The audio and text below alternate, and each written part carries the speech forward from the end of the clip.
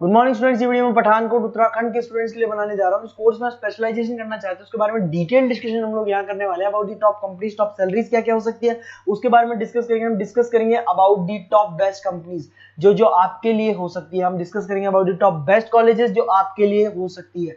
Channel को subscribe कीजिए, video को लाइक कीजिए, बेल आइकन को हिट कर लीजिए, never miss any update from us. बाकी की इन्फॉर्मेशन हमारे सर आपको देने वाले हैं। Thank you.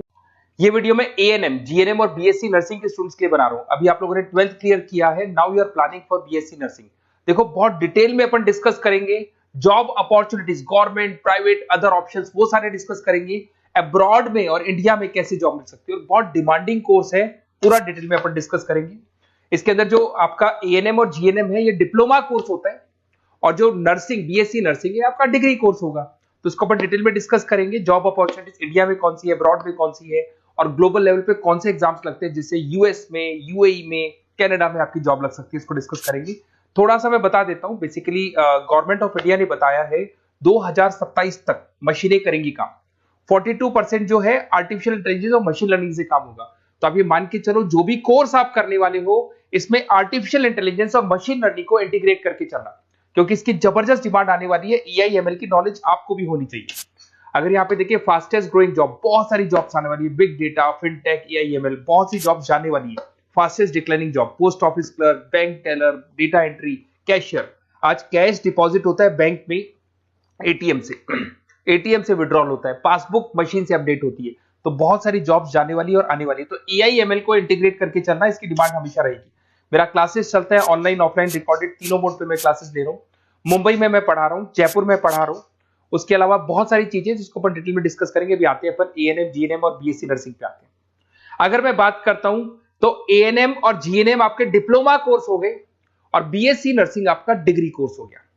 एएनएम आपका 2 साल का कोर्स है, जीएनएम आपका 3-3.5 साल का कोर्स है और अगर मैं बीएससी नर्सिंग की बात करता हूं तो 4 साल का कोर्स है। इसके अंदर अगर आप एएनएम की बात करें तो 12+2 आर्ट साइंस किसी भी बैकग्राउंड से कर सकते हैं। अगर आपको जीएनएम करना है तो उसके लिए साइंस कंपल्सरी, और आपको बीएससी नर्सिंग करना है तो आपके पास फिजिक्स, केमिस्ट्री, बायो होना चाहिए और इंग्लिश तो कंपल्सरी रहेगा ही रहेगा। एंट्री लेवल पे फटाफट आपको जॉब लगानी है, एएनएम कर लो। मिडिल लेवल पे आपको जीएनएम करना चाहिए, बट अगर डिटेल में जाना चाहते हो, अच्छी कैरियर अपॉर्चुनिटीज प्लान कर रहे हो तो आपको बीएससी नर्सिंग करनी चाहिए। अगर मैं बात करता हूँ बेसिक हेल्थ केयर का जॉब मिलेगा, यहाँ पे जनरल नर्सिंग का जॉब मिल जाएगा और वहां पे एडवांस लेवल पे, किसकी बात कर रहा हूँ, बीएससी नर्सिंग में एडवांस लेवल पे मिल जाएगा। अगर आपने एएनएम कर रखा है और आगे कुछ करने की कोशिश करोगे तो आपको जीएनएम करना पड़ेगा फर्दर स्टडीज के लिए। अगर जीएनएम कर रखा है तो आपको बीएससी नर्सिंग करना पड़ेगा और अगर बीएससी नर्सिंग कर रखा है तो फिर आप एमएससी कर सकते हैं। देखिए आपको यहाँ पे जॉब रोल दिखाई देगा। बेसिकली हेल्थ केयर वर्कर, आशा वर्कर वाला काम करेंगे अगर आप एएनएम में है तो। जीएनएम के अंदर आपको स्टाफ नर्स, वार्ड नर्स वाला काम मिल जाएगा। बट अगर मैं बीएससी नर्सिंग की बात करता हूं तो आपको आईसीयू में एज अ नर्स वर्क कर सकते हो, ऑपरेशन थिएटर में ओटी के अंदर नर्स की तरह वर्क कर सकते हो। उसके अलावा नर्स एजुकेटर बन सकते हो, मतलब बेसिकली आप अपना खुद का जो क्लासेस बोलते हैं जिसको अपन कोचिंग क्लासेस वगैरह खोल सकते हैं।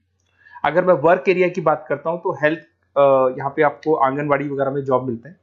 अगर मैं यहाँ पे देखूं तो आपको हॉस्पिटल्स में जॉब मिलेगा, इधर आपको आईसीयू में जॉब मिल सकता है, टीचिंग जॉब मिल सकता है, गवर्नमेंट हॉस्पिटल में जॉब मिल सकती है, प्राइवेट हॉस्पिटल में। किसकी बात कर रहा हूँ, बीएससी नर्सिंग की बात कर रहा हूँ।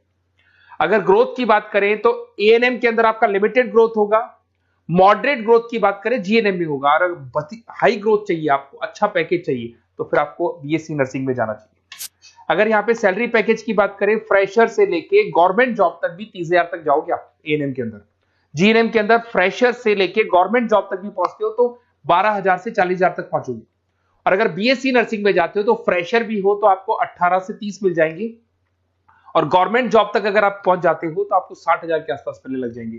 तो बेटर है कि बीएससी नर्सिंग करो, थोड़ा सा टाइम ज्यादा लगेगा बट आगे आपको पैकेजेस बहुत अच्छे मिलते हैं। अगर मैं यहाँ पे देखता हूँ क्विक एंट्री लेनी है, एएनएम में जाएंगे, बैलेंस ट्रेनिंग वगैरह देखना है, जीएनएम में जाएंगे। और अगर long term career growth plan कर रहे हो तो आपको बीएससी नर्सिंग में जाना चाहिए। अगर मैं गवर्नमेंट सेक्टर की बात करता हूँ तो एम्स में आपका जॉब लग सकता है, उसके बाद में आपका स्टेट गवर्नमेंट में जॉब लग सकता है, इंडियन रेलवे में आपका जॉब लग सकता है, इंडियन आर्मी में जॉब लग सकता है आपका।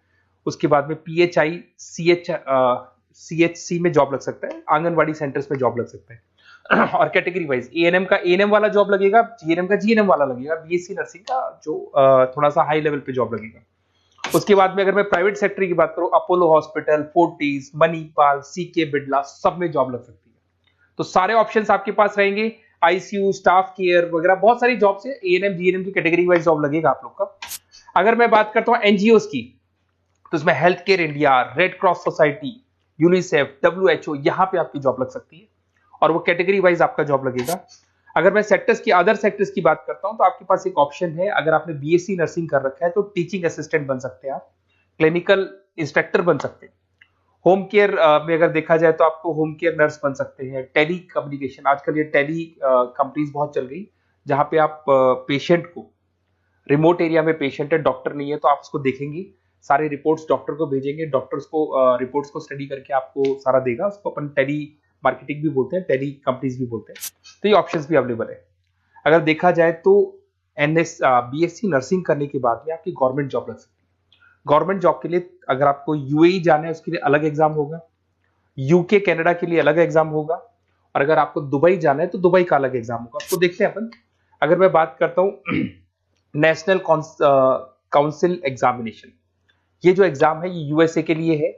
इसके अंदर आपका बीएससी नर्सिंग होना चाहिए, टॉफिल का एग्जाम भी आपका क्लियर होना चाहिए, और एग्जाम फॉर्मेट में ऑप्शन बेस्ड क्वेश्चंस आते हैं, 75 से लेके 145 तक क्वेश्चन रहते हैं।